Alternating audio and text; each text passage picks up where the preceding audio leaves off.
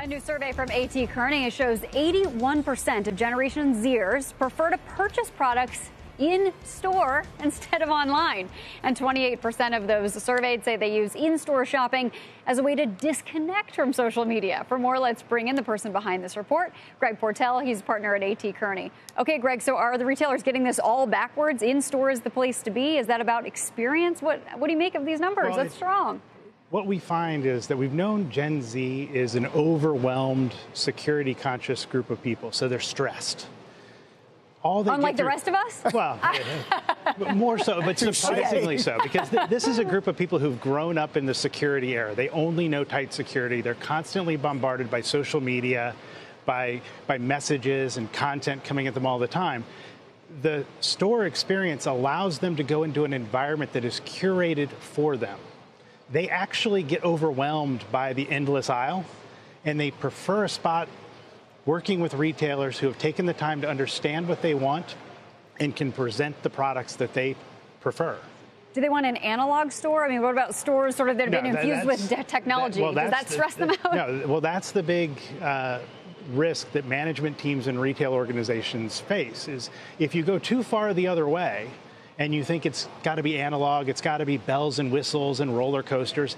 That's not what we're talking about when we think about experience.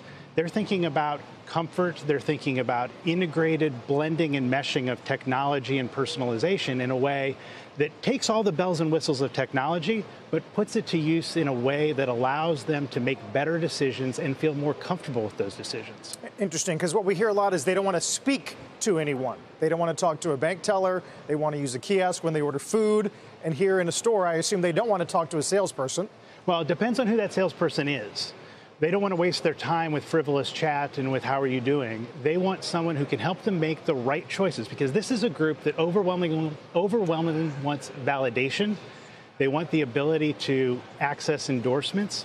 So if you go into a store, they want to be able to touch and feel. They want to be able to take a picture of the product, share it with their friends. So ironically, there's a lot of sharing, even though they're trying to use the experience to disconnect a little bit.